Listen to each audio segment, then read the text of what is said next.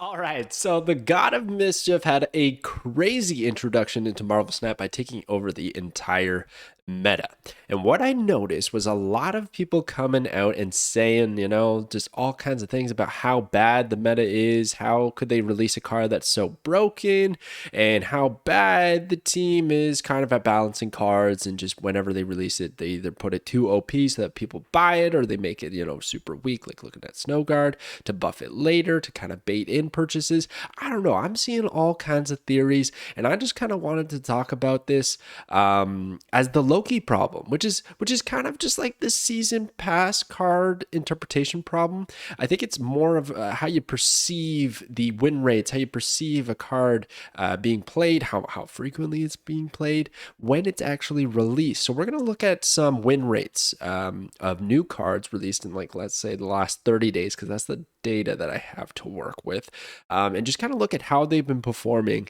And then I have like the last 3 or 4 months in a tier list per se. It's not even really a tier list. It's more so looking at like cards that were buffed, nerfed, and which ones kind of fell in the middle that are just balanced, and see how many Team Second Dinner has actually hit and how much they've actually missed, to see, like, is the balance good? Are they doing a good job of balancing the game when they release cards? Because here's a thing that I want to get out of the way really quickly. This game is completely unique. There are not expansions. You don't get a lot of cards. In any other card game, there's like 30, 40, or 100, 200 cards in a set that's released at any given time. Whenever that happens, there are guaranteed fillers.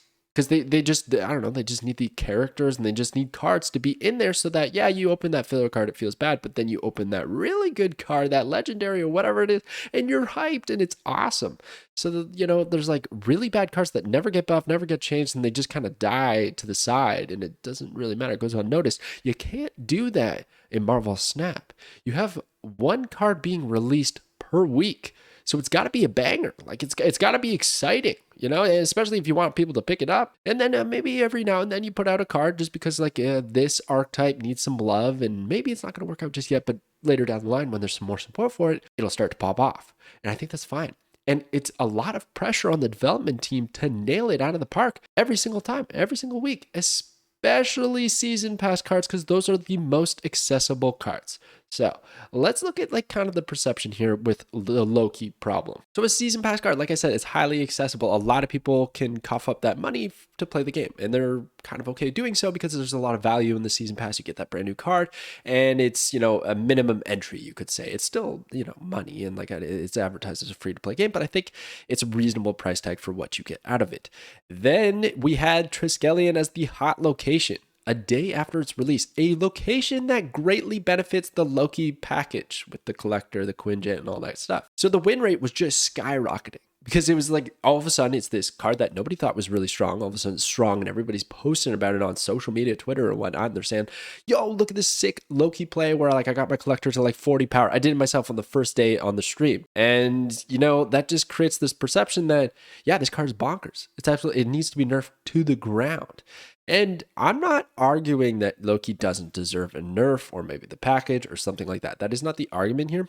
What I'm trying to just kind of showcase is that when a new card is released, we need to be patient. We need to just wait and feel it out before taking drastic measures or doing something like that, or just, I don't know, like calling out the dev team for the poor balancing, because that's just not cool. Like, they can only do so much testing. Maybe this one slipped under the rug. They even said themselves that they had it at a 3.4. It was data mined as a 3.4, and they ended up changing it because the community perception was that it wasn't going to be very good. So they were like, let's give it a shot at a 3.5, and then it ends up insane. I think we could easily put it back to 3.4 if I'm being quite honest. But the perception is just wild, because there's just all these factors that make it look way better than it seems in the first week. Like, we're only like a little bit over a week past LOKI being released. It is still a top card. We're going to get to his statistics shortly, but I think it's a little blown out of proportion. And if we were to extrapolate the stats in like a 30-day, like if we look at another 30 days, we would see some big drop-offs in the win rate. I'm sure of it, because I've played against a lot of LOKI, and it is certainly beatable. It is not this completely broken deck. There have been better decks in Marvel Snap that I have seen that were not nerfed for a very long time. Okay, so yeah, the LOKI thing, it's a little bit wild, but it's a new fun archetype. It generated a lot of hype and a Marvel character that people love and want to play with in the game. So it had a lot going for it. And of course, there was this big push. A lot of people are playing it. Like day one, you could not avoid Loki decks. And then it became this little weird inside meta where like people are trying to play the anti-Loki decks just because it's going to be popping up. They're trying to get to infinite as quick as they can. So it's a weird thing with the season pass. There's a lot of pressure to put on the team to actually hit out of the park. But if we look at past season pass cards, they've pretty much nailed it. There's a couple, that end up under, end up over. We could look at Zebu as a an obvious outlier in the win rates, and then even Silver Surfer at the same time. That was a sensitive period for a lot of people because it got nerfed after. And like, what would happen? Here is actually one of the main questions that I want to propose to you, the viewer, to comment below. I'm genuinely curious. I've seen a few polls about this, and the statistics are like 50-50 on responses. The question being, would you rather a card be released weak and then to be buffed later on?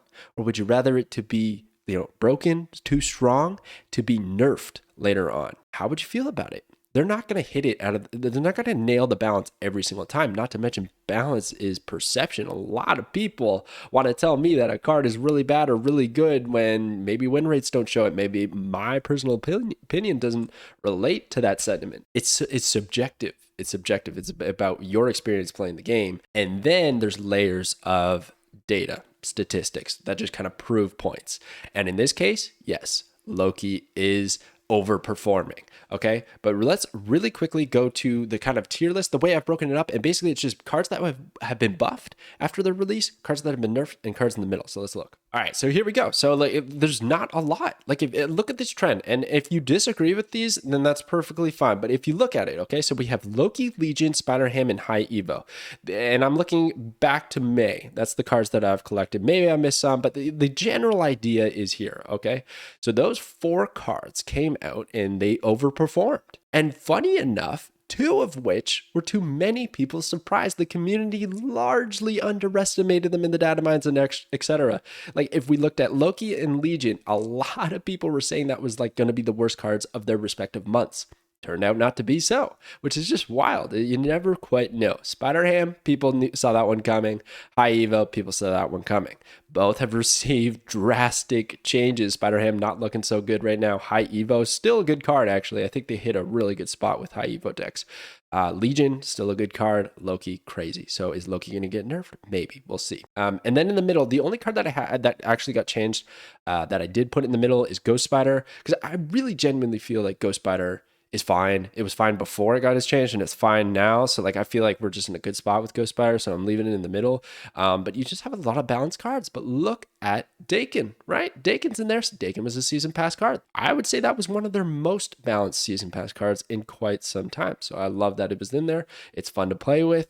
It was just excellent card to have in the season pass. But then if we look at the cards on the bottom there, so these are cards that are underperformers. They came out, they were underwhelming, they didn't do what they needed to do, and they got changed, they got buffed.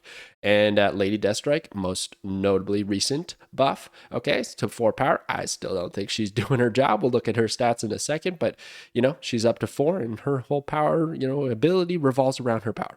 And then you got Phoenix Force, another season pass card in July. So if we look at here, I have 4 season pass cards, one of which is in the overpowered, overperformer category, right?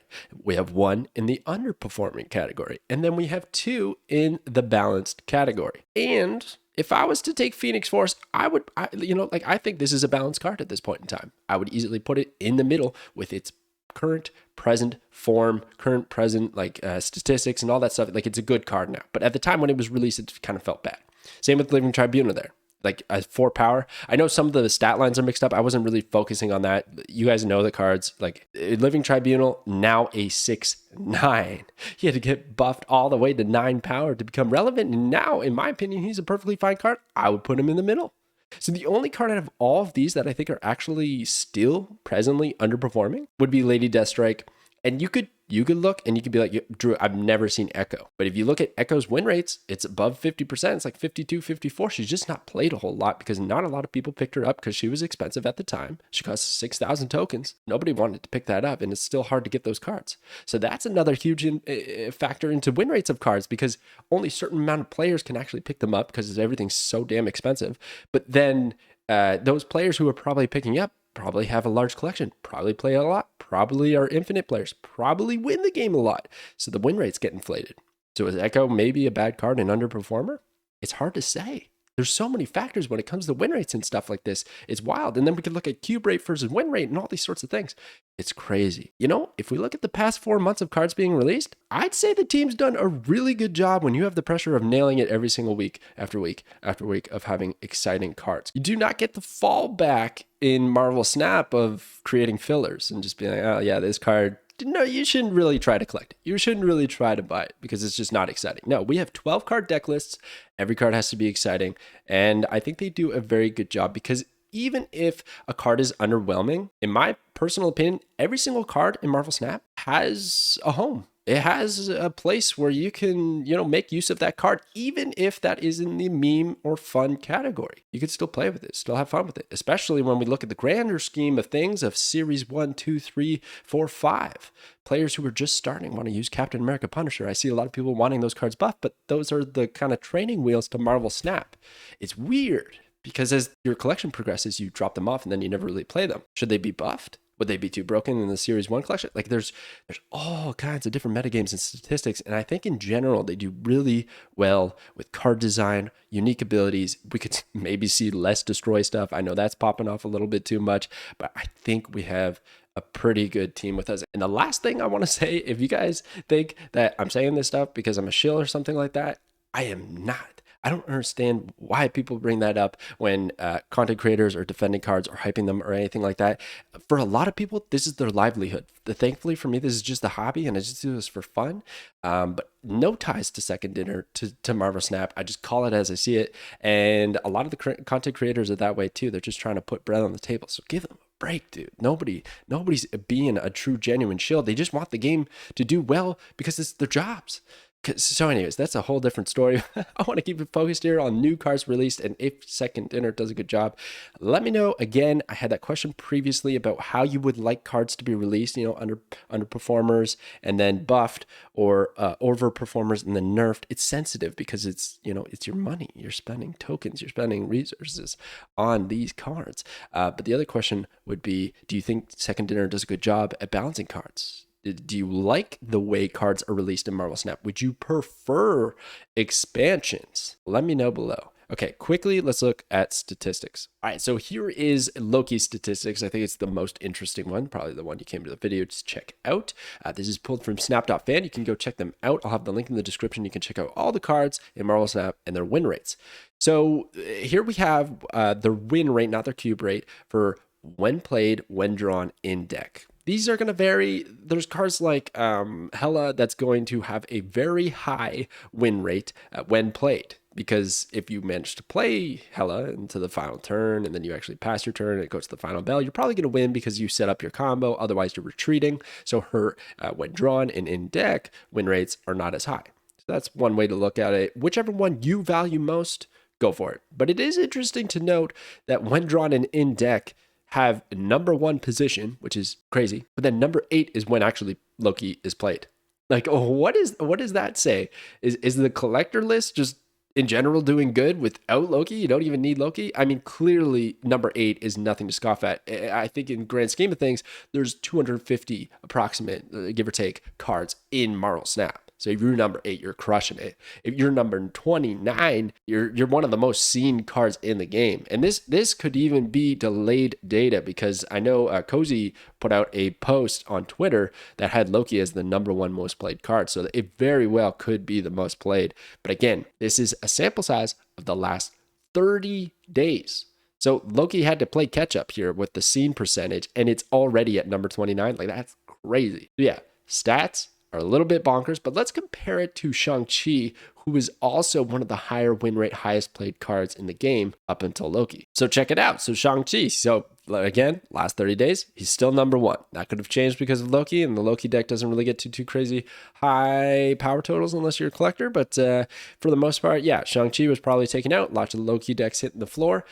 So until Loki, Shang-Chi, he was number one. And then his win rates are pretty good. 54, 67, 59. Like, these are high win rates. This is just a very good tech card. You're always going to see a card like this.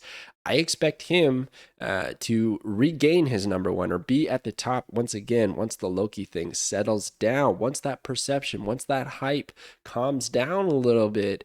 I think Shang-Chi is going to take his place once more. Here's another example with Dakin. So Dakin was the last season pass card. I just wanted to compare it because Loki was this current season pass card.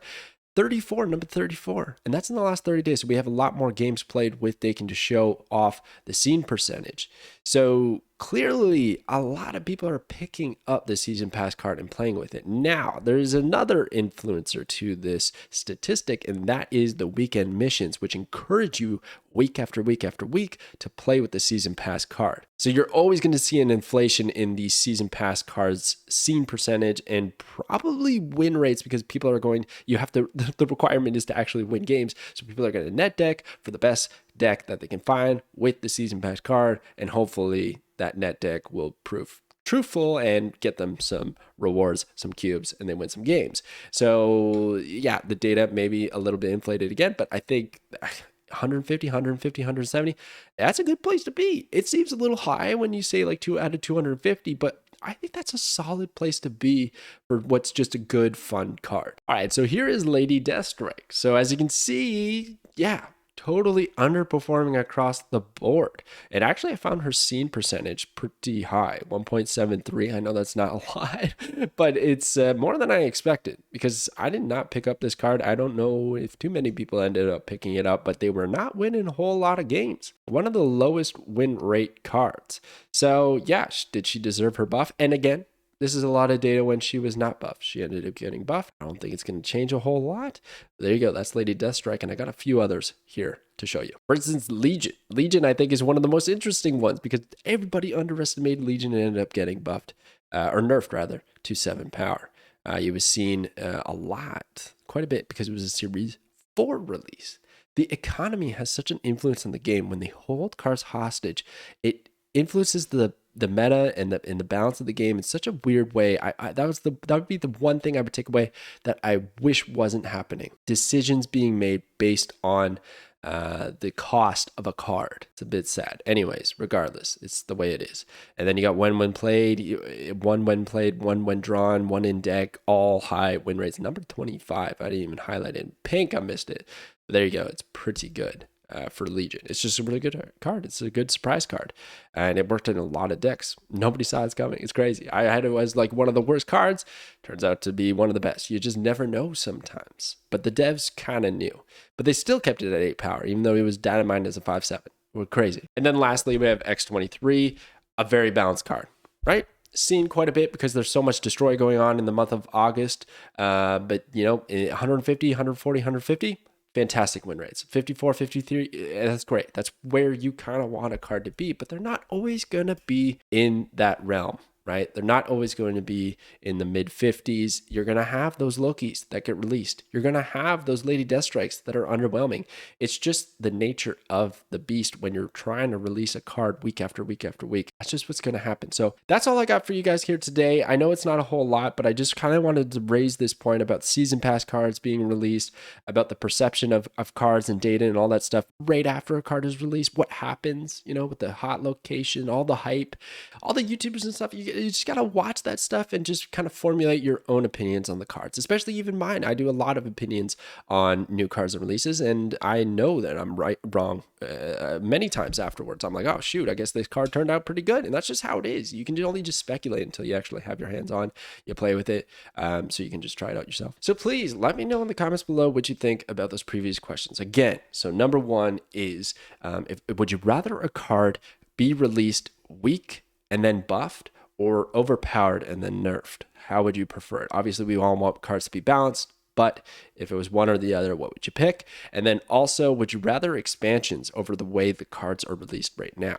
I can tell you just to give you guys my opinion, is that I like the way cards are released now. I like the one per week. I think expansions would be terrible for this game. I do not want filler cards. I do not want to have some weird way of opening the cards that aren't very good.